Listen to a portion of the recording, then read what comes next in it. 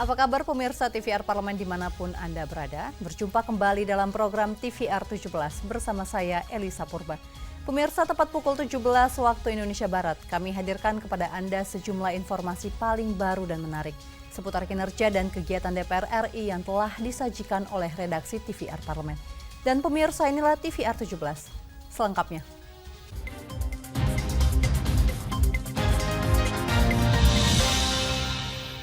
Komisi 2 DPR RI dan pemerintah sepakati pembahasan rancangan undang-undang tentang 26 kabupaten kota yang merupakan inisiatif DPR RI untuk dibahas lebih lanjut dalam panitia kerja. Komisi 2 DPR RI dan pemerintah menyepakati pembahasan rancangan undang-undang tentang 26 kabupaten kota untuk dibahas lebih lanjut dalam panitia kerja. Rancangan undang-undang tentang 26 kabupaten kota ini merupakan inisiatif DPR RI. Anggota Komisi 2 DPR RI Ongku Hasibuan mengungkapkan, dalam rapat kerja dengan pemerintah ini dilakukan sinkronisasi untuk menyelaraskan agar tidak tumpang tindih dengan undang-undang yang ada. Rancangan undang-undang ini nantinya diharapkan mampu mengatasi persoalan di daerah, terutama berkaitan dengan otonomi daerah serta menyediakan payung hukum yang sah untuk mencegah sengketa di kemudian hari. Oleh karena itulah makanya dilakukan sinkronisasi ini atau katakanlah perubahan RUU tersebut, undang-undangnya diselaraskan dengan undang-undang yang berlaku saat ini. Ya, kemudian juga ada dulu kan namanya ada pembentukan namanya daerah tingkat 1, daerah tingkat 2. Nah, tetapi dengan undang-undang baru tentang pemerintahan daerah itu kan berubah namanya semua. Ya, jadi oleh karena itu. Sementara itu, anggota Komisi 2 DPR RI Gus Pardi Gaus mengungkapkan, rancangan undang-undang tentang 26 kabupaten kota dibentuk sebagai landasan hukum yang diharapkan mampu menyesuaikan kebutuhan daerah dengan kondisi dan perkembangan zaman. Sebelumnya, dasar pembentukan Undang-Undang 26 kabupaten kota masih mengacu pada Undang-Undang RIS, sehingga harus disesuaikan dengan konstitusi kita saat ini. Tetapi ada beberapa kabupaten kota yang sudah lama pembentukannya itu di tahun zaman pemerintahan Republik Indonesia Serikat, tentu kita harus menyesuaikan alas hukum daripada undang-undang itu kepada undang-undang dasar. Oki dan Ade, TVR Parlemen melaporkan. Pemirsa, Komisi 10 DPR RI dorong alokasi anggaran pendidikan sebesar 20% dari APBD dan APBN, tepat sasaran dan transparan. Komisi 10 DPR RI mendorong alokasi anggaran pendidikan sebesar 20% dari APBD dan APBN harus tepat sasaran dan transparan. Anggota Komisi 10 DPR RI Putra Nababan menilai alokasi anggaran 20% untuk pendidikan telah disepakati bersama menjadi konstitusi negara. Namun sampai sekarang implementasi anggaran pendidikan masih belum transparan. Selain itu, Putra juga mempertanyakan terkait alokasi anggaran pendidikan di pemerintah daerah termasuk pengawasannya. Kita juga tahun 2000 sekian juga bersatu. Pendidikan 20%. Kita sama, sepakat semuanya. Bahkan itu udah masuk dalam konstitusi. Konstitusi negara kita 20%. Yang jadi masalah kan akhirnya adalah yang tadi. Kita tidak transparan, kita ngejelimet, dan kita tidak memberikan sepenuhnya 20% itu untuk rakyat Indonesia. Ini adalah kesempatan bagus sekali pimpinan buat kita yang ada di pajak pendidikan untuk betul-betul memberikan semacam argumentasi yang sangat kuat ya. Senada dengan hal tersebut, anggota Komisi 10 DPR RI Ferdiansyah menilai sebagai pembuat kebijakan, Kemendikbudristek kurang berkomunikasi dan melibatkan berbagai elemen sehingga memicu gejolak di masyarakat. Masalah yang perlu juga diketahui bahwa program dan kegiatan Kemendikbudristek di Komisi 10, hampir saya pastikan termasuk saya yang terlama, kita tidak tahu Pak. Jadi gimana kita mau dukung? Nggak diinfokan, nggak dilibatkan. MC itu sorry. Loh iya kan? Tidak dilibatkan, tidak diinfokan ya punten Pak Nanang. Samuel dan Teguh, TVR Parlemen melaporkan. Komisi 6 DPR RI berharap penambahan pabrik baru pada PT Pupuk Sriwijaya dapat menyalurkan pupuk subsidi lebih tepat sasaran, serta meningkatkan jumlah hasil pertanian dan produksi. Alokasi pupuk subsidi sebesar 9,55 juta ton yang digelontorkan pemerintah sebagai upaya mendukung sektor pertanian tertuang dalam Keputusan Menteri Pertanian Nomor 249 Tahun 2024. Untuk itu, PT Pupuk Sriwijaya Palembang yang merupakan anak perusahaan pupuk Indonesia terus berupaya menggenjot produksi pupuk, baik subsidi maupun non-subsidi, salah satunya dengan cara membangun pabrik baru. Dalam kunjungan spesifik ke PT Pupuk Sriwijaya Palembang, Wakil Ketua Komisi 6 DPR RI Arya Bima menilai, dengan adanya penambahan pabrik baru, diharapkan Pupuk Sriwijaya bisa menyalurkan pupuk subsidi lebih tepat sasaran dan pada akhirnya akan meningkatkan jumlah hasil pertanian dan produksi. Keinginan kita untuk terus membangun pabrik pupuk guna memenuhi target untuk kita bisa swasembada pangan dengan konsepsi kedaulatan pangan, bagaimana mencukupi kebutuhan pangan dengan produk pangan nasional yang salah satunya adalah bagaimana meningkatkan industri pupuk nasional ini, karena size untuk tanaman pangan kita ini juga semakin luas, juga itu paralel dengan jumlah pertambahan penduduk. Ini tidak mungkin kita tidak mempersiapkan prasyarat-prasyarat untuk memenuhi kebutuhan pangan penduduk kita yang semakin bertambah, tetapi pabrik pupuk kita jangan sampai justru semakin berkurang. Sebagai bagian dari BUMN yang mendapat mandat menopang ketahanan pangan nasional, Pupuk Sriwijaya diharapkan dapat memenuhi penambahan alokasi pupuk bersubsidi serta mengawasi proses distribusinya. Dari Sumatera Selatan, Andre, TVR Parlemen, melaporkan. Naskah Rancangan Undang-Undang Konservasi Sumber Daya Alam Hayati dan Ekosistem disepakati untuk dilakukan pembahasan di tingkat 2 dalam rapat paripurna DPR RI. Disepakatinya rancangan undang-undang ini merupakan wujud komitmen negara dalam menjaga kelestarian alam dan ekosistem lingkungan. Dan informasi selengkapnya kami hadirkan usai jeda. Tetaplah bersama kami.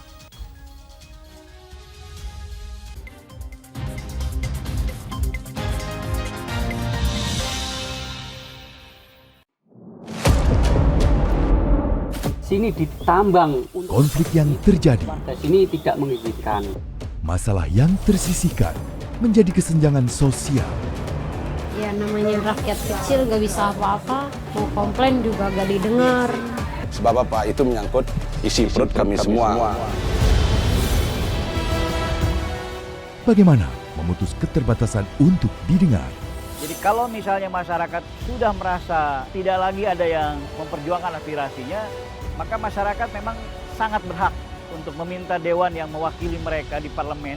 Kami menyusuri batas-batas peristiwa, mengurai berbagai polemik yang terjadi, meluruhkan suara-suara marginal, menjadi nyata dalam setiap aspirasi, melaksanakan tugasnya sebagai wakil rakyat. Saksikan Aksi Dewan setiap hari Senin dan Rabu pukul 10.30 waktu Indonesia Barat, hanya di TVR Parlemen.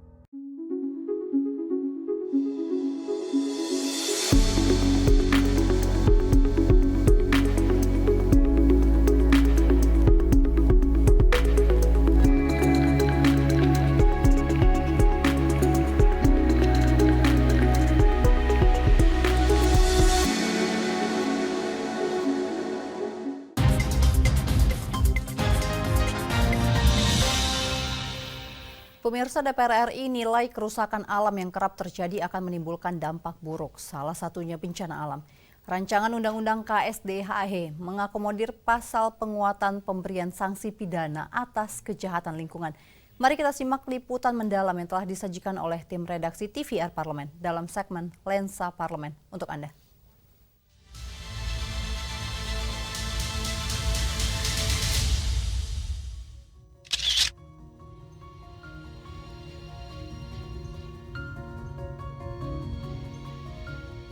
Komisi 4 DPR RI, Komite 2 DPD RI, serta pemerintah menyepakati naskah RUU Konservasi Sumber Daya Alam Hayati dan Ekosistem atau KSDHH untuk dilakukan pembahasan di tingkat 2 dalam rapat paripurna DPR RI. Disepakatinya rancangan undang-undang ini merupakan wujud komitmen negara dalam menjaga kelestarian alam dan ekosistem lingkungan. DPR RI menilai kerusakan alam yang kerap terjadi akan menimbulkan dampak buruk, terutama terjadinya bencana alam. Untuk itu, dalam RUU KSDAHE mengakomodir pasal penguatan pemberian sanksi pidana atas kejahatan lingkungan. Antara lain bahwa memang undang-undang yang baru ini antara lain juga memberikan atensi, perhatian, dan konsentrasi serta kepedulian yang cukup kuat bahwa upaya konservasi itu tidak hanya dilakukan di areal konservasi, tetapi juga di luar areal konservasi, termasuk di hutan produksi dan sebagainya. Yang kedua, hal baru yang juga masuk dalam rancangan undang-undang ini adalah pelibatan dan eksistensi masyarakat adat dalam kerja-kerja konservasi. Karena kita tahu bahwa negara tidak bisa bekerja sendiri, harus melibatkan partisipasi ataupun kerja-kerja emansipatoris, pemberdayaan dari masyarakat, dan masyarakat yang sehari-hari berhidup di sekitar kawasan konservasi ini adalah masyarakat adat.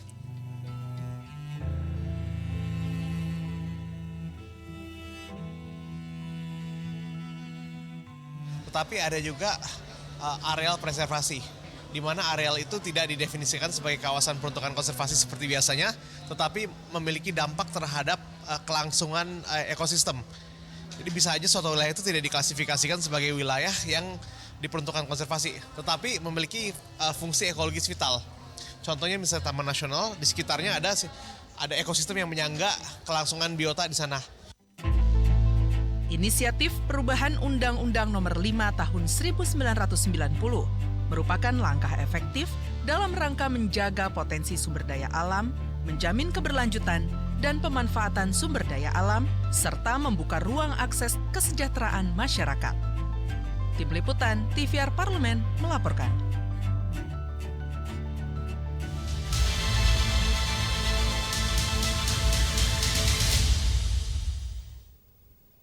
Badan Kerjasama Antar Parlemen DPR RI ikuti pertemuan Asian Interparliamentary Assembly Kaukus ke-15 di Jerudong, Brunei Darussalam.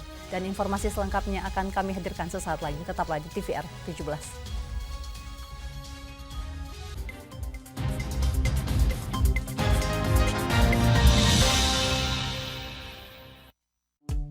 DPR RI memiliki fungsi diplomasi dalam menjalankan politik luar negeri sesuai dengan pasal 116 Undang-Undang MD3. Kontribusi aktif BKSAP DPR RI memainkan peranan penting dalam memenangkan persaingan global melalui IPU, IPA, IPPF, IPA, dan PUIK. BKSAP memiliki komitmen yang tinggi dalam krisis kemanusiaan dunia. Fungsi diplomasi dijalankan untuk mendukung upaya pemerintah dalam melaksanakan politik luar negeri.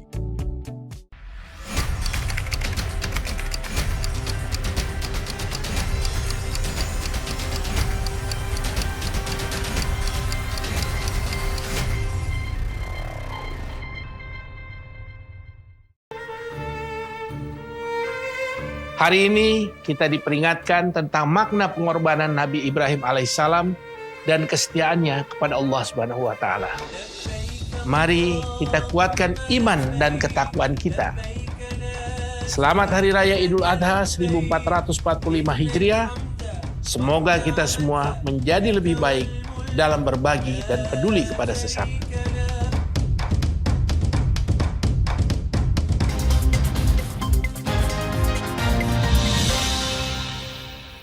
Kembali menyaksikan TVR 17, pemirsa, Ketua Tim Delegasi DPR RI Putu Supatmarudana tekankan transformasi digital, ekonomi, dan keberlanjutan harus berikan manfaat dan kontribusi nyata bagi masyarakat di ASEAN, khususnya masyarakat yang termarginalkan dan tidak memiliki akses terhadap finansial. Dan berikut laporan dari rekan kami Nadia di Jerudong, Brunei Darussalam. Silakan. Hai Sobat Parlemen dan juga pemirsa TVR yang ada di rumah. Saat ini saya berada di Empire Jerudong, Brunei Darussalam untuk mengikuti rangkaian sidang AIPA Kaukus ke-15 yang dilaksanakan juga di Brunei Darussalam.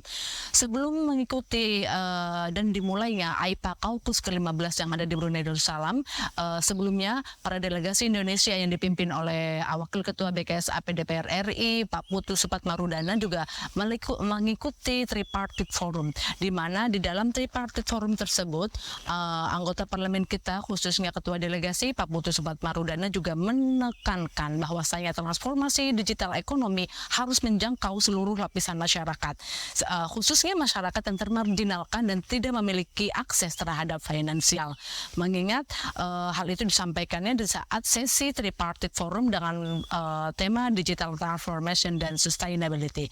Untuk selanjutnya, para delegasi juga melakukan sidang first plenary AIPA Caucus Parlemen, di mana dalam first plenary tersebut lagi-lagi Indonesia menggaungkan kembali soal proses demokratisasi di Myanmar. Seperti kita ketahui saat ini, para anggota parlemen yang ada di Myanmar tidak lagi atau dibekukan untuk tidak bisa mengikuti rangkaian acara seperti yang saat ini dilakukan. Di dalam forum first plenary, delegasi kita, delegasi Indonesia yang diwakili oleh Pak Putu Supatmarudana mengingatkan kembali resolusi yang ada terkait dengan perdamaian dan demokratisasi di Myanmar, di mana untuk menerapkan 5-point konsensus dan cukup dan 5 konsensus yang di dalam implementasinya bisa dalam bentuk mekanisme dalam bentuk task force. Perlu pemirsa ketahui di rumah bahwasanya AIPA Caucus ini tidak menghasilkan sebuah resolusi, melainkan dia menjadi wadah atau forum untuk mengevaluasi, melakukan pengawasan terhadap resolusi-resolusi yang telah disepakati atau telah dikeluarkan di forum AIPA sebelumnya. Jadi dalam forum ini Indonesia maupun negara-negara ASEAN yang tergabung dan mengikuti AIPA Caucus 15 yang ada di Brunei tidak menghasilkan resolusi dalam bentuk apapun, melainkan hanya merekap atau mengevaluasi dan mendiskusikan dan melakukan pengawasan terhadap resolusi-resolusi yang sudah disepakati di forum AIPA sebelumnya. Dalam first plenary yang seperti saya sampaikan tadi, bahwasanya Indonesia menggaungkan kembali soal resolusi demokratisasi Myanmar, di mana 5-point konsensus tersebut. Selain itu juga isu-isu lainnya seperti isu youth, kemudian juga women dan lain sebagainya. Dan untuk selanjutnya juga dalam sesi second plenary Indonesia yang bertajuk dengan cyber security dalam digital economy, Indonesia yang dalam hal ini disampaikan presentasinya oleh Bapak anggota BKSAP DPR RI Asman Abnur, yang menjabarkan bahwasanya pemerintah Indonesia dan Indonesia wabil khusus telah mengeluarkan suatu regulasi atau undang-undang yang terkait dengan cyber security di bidang digital ekonomi. Di antaranya ada undang-undang soal ITE dan juga undang-undang PDP. Dari Jerudong, Brunei Darussalam, Nadia, TVR Parlemen melaporkan. Baik, terima kasih rekan Nadia. Dan selanjutnya pemirsa, apa saja yang menjadi topik perbincangan di media online nasional pada hari ini? Usai jeda, tetaplah di TVR 17.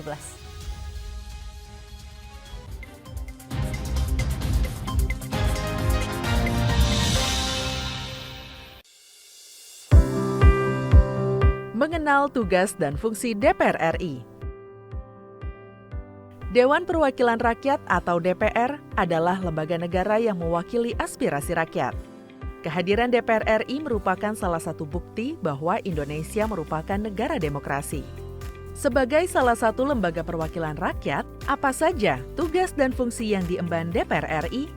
Berdasarkan pasal 20A ayat 1 Undang-Undang Dasar 1945, DPR memiliki 3 fungsi, yakni fungsi legislasi, anggaran, dan pengawasan.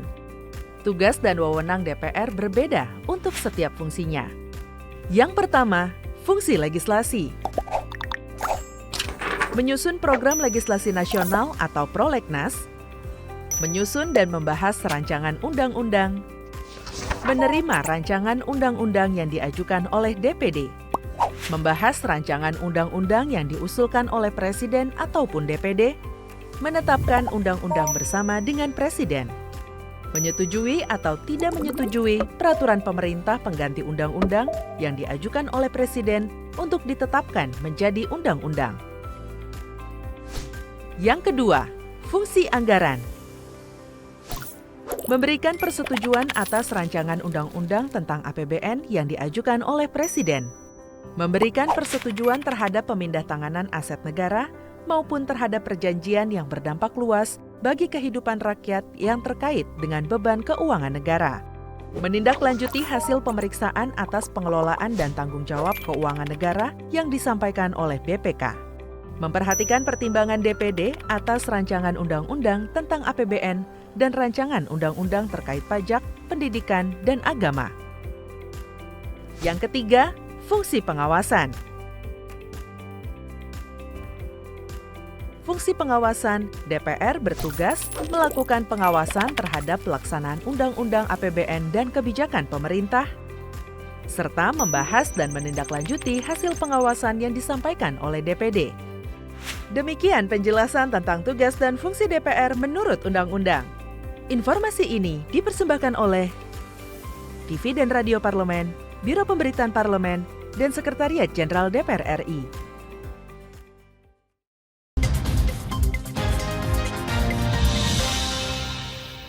Anda kembali menyaksikan TVR 17 dan pemirsa TVR Parlemen. Kali ini kita masuk ke segmen media online nasional. Mari kita simak isu apa saja yang menjadi sorotan media serta tanggapan dari sejumlah anggota Dewan. Bersama rekan kami, Anggun Oktarini.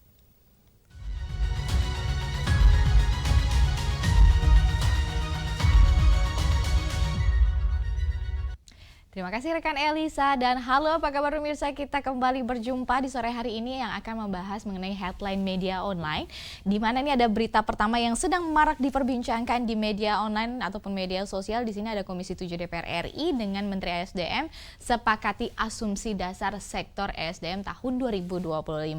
Ini jika kita lihat dari beberapa halaman, di sini ada rapat kerja Komisi 7 DPR RI dan Menteri Energi juga Sumber Daya Mineral sepakati Indonesia Crude Price di sebesar 80 sampai dengan 85 dolar Amerika per barel dan beberapa asumsi dasar sektor ESDM dalam RAPBN tahun 2025 lainnya.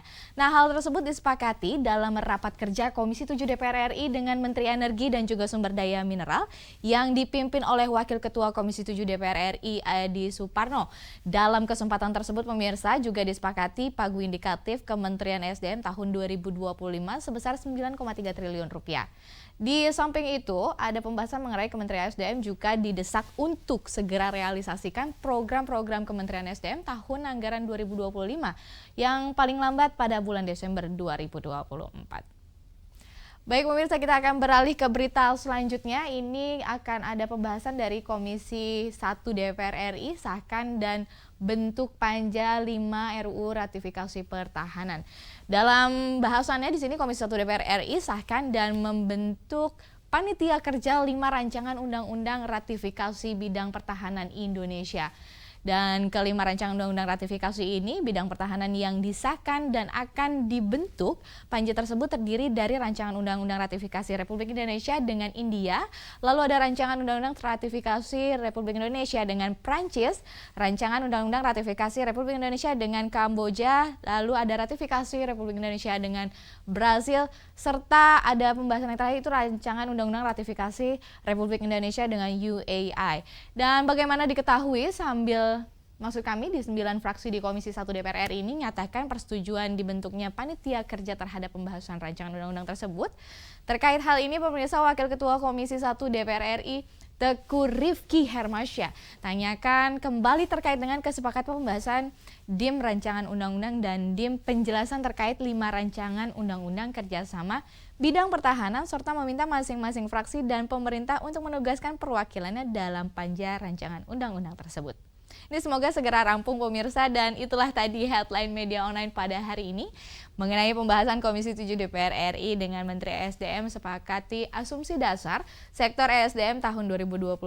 Juga ada pembahasan mengenai Komisi 1 DPR RI sahkan dan bentuk panja 5 rancangan undang-undang ratifikasi pertahanan. Saya Anggun Oktarini, kembali ke rekan Elisa.